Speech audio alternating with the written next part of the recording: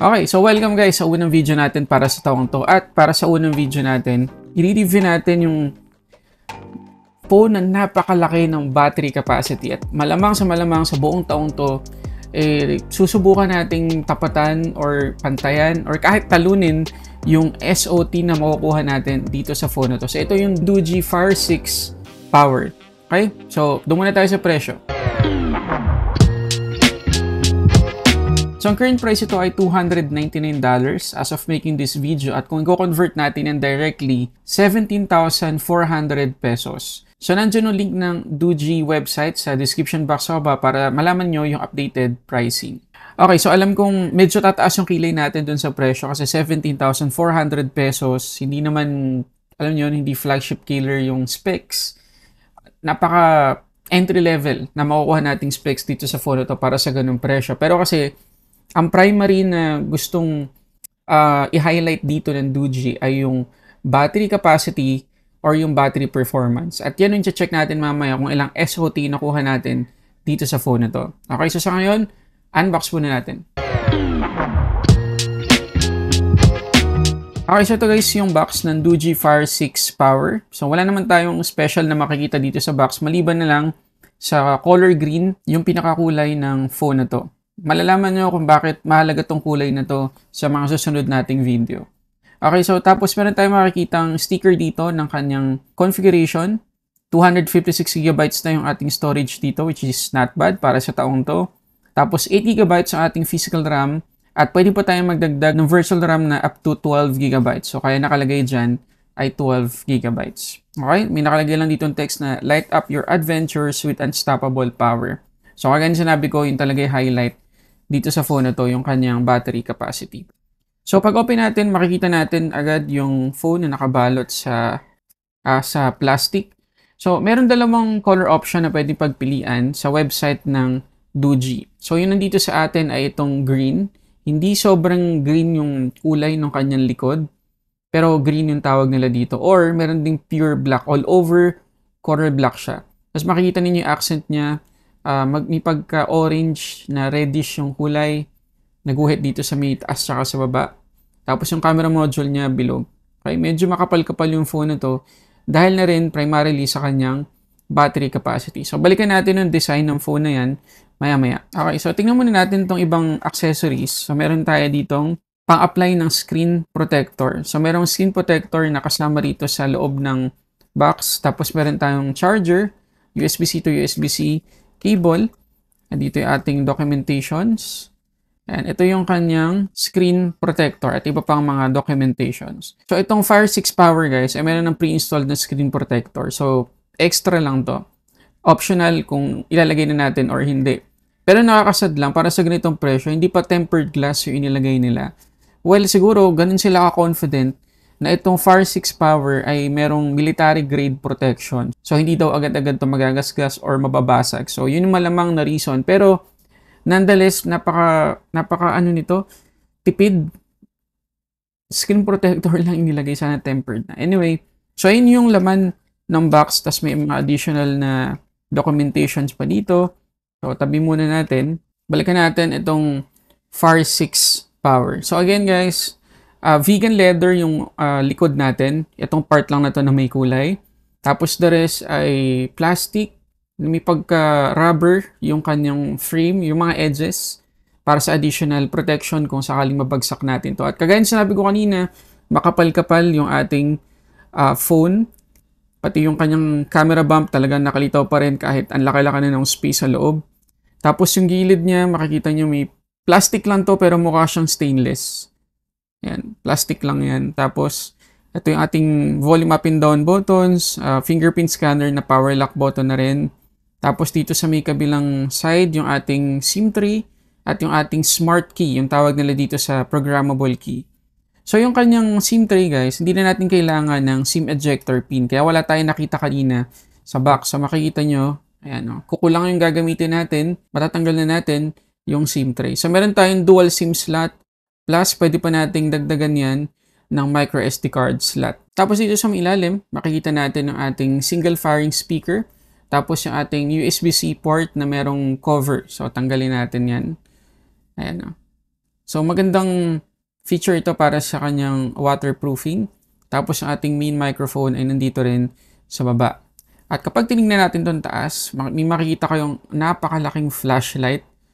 Ayan, no? Dual siya. Tapos 120 lumens na yan. So, maliwanag naman talaga. So, multipurpose yung phone na to. So, magagamit natin. Ang talagang naiisip kong isa sa mga primary na pwedeng gumamit ng phone na to ay yung mga gustong mag-camping, ganyan, mag-travel, or kahit pa yung mga nagtatrabaho sa medyo liblib na lugar kung saan kailangan nila ng mga tools na may quick access sila. Kagaya na lang nitong flashlight. At ang maganda sa flashlight nitong Phar 6 Power, nandito nga sa taas, tapos 120 lumens. So, mas maliwanag siya compared dun sa mga ginagamit natin na flash lang ng ating mga phone. Okay, so puntahan natin ngayon yung kanyang display or yung pinakaharap nitong phone to. So, unang-una natin mapapansin ang kapal ng bezels niya. For 17,400 pesos, I don't think na ma-accept natin yung design na to kasi ang mahal na eh. Taas na yung presyo.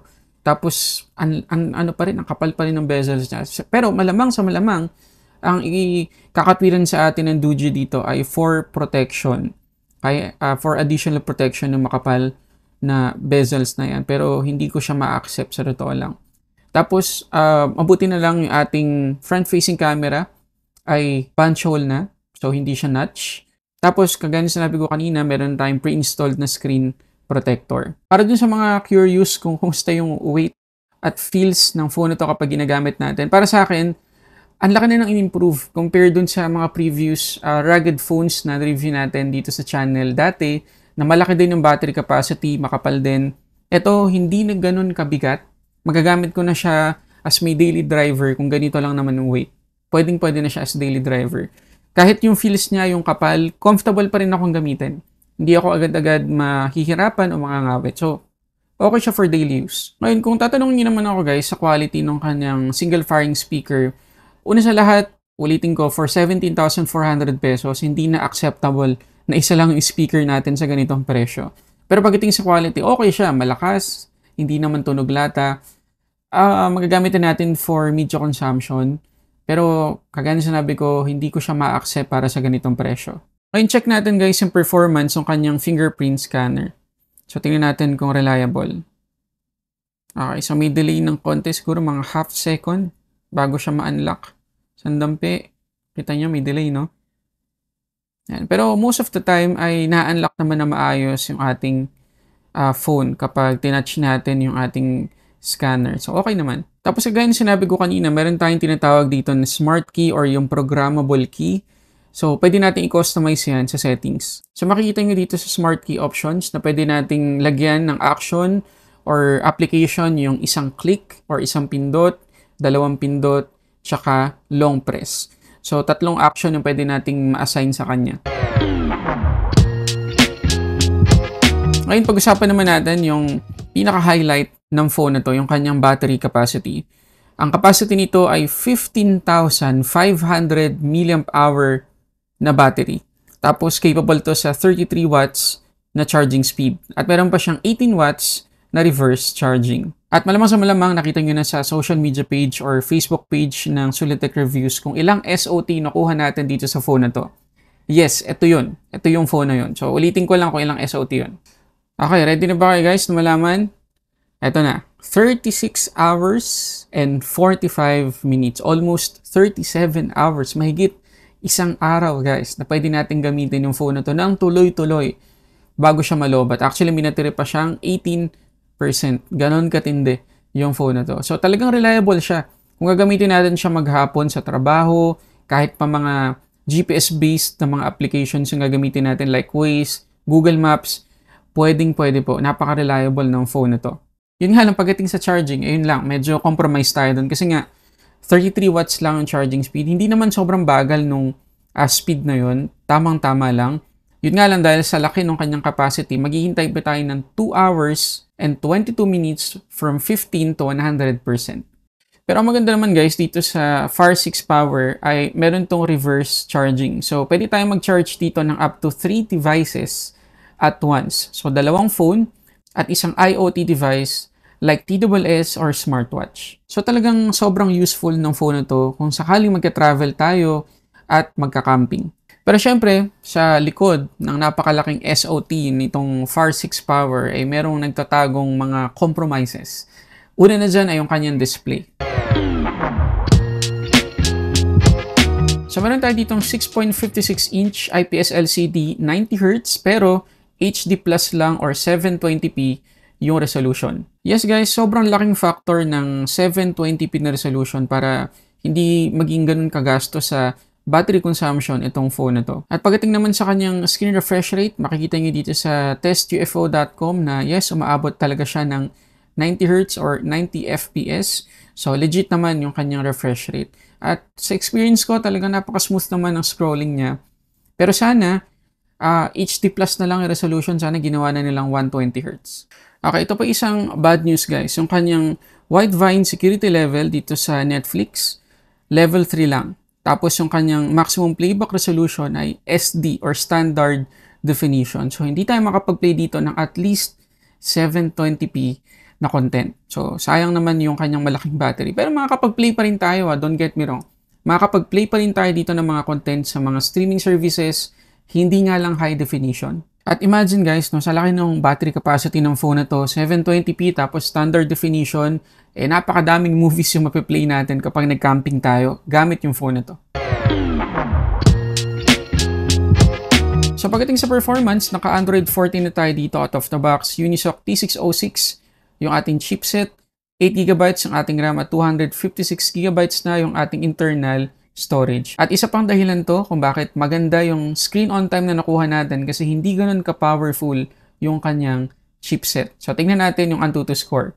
So ito guys yung nakuha nating Antutu score, 295,352 lang. Napakababa.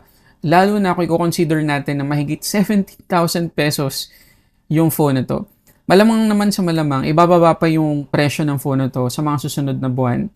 Pero kung ngayon ka bibili, baka manghinayang ka lang pagdating sa performance.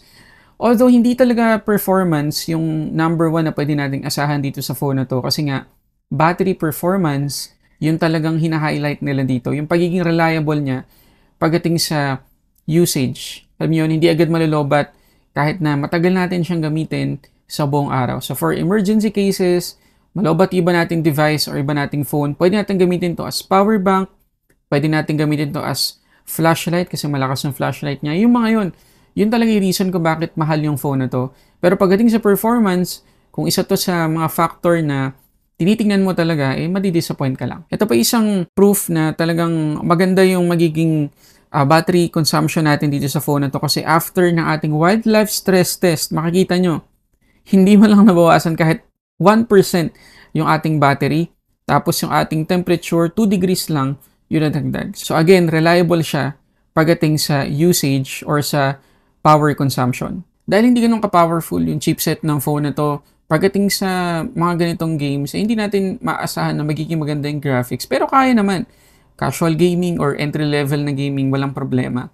Pero isa pa sa mga nakikita kong advantage ng phone na to dahil malaki nga yung battery niya, ay mag-install tayo dito ng mga emulators para sa Game Boy games, Game Boy Color, Game Boy Advance, ganyan. Natin to, ma-maximize natin tong phone na to kasi nga matagal-tagal natin magagamit para dun sa mga emulators. So, mas may enjoy natin yung travel natin. Ngayon, pagdating sa camera, 50 megapixels yung main shooter natin. Meron tayong 2 megapixels na macro camera at yung kanyang selfie camera naman ay 8 megapixels.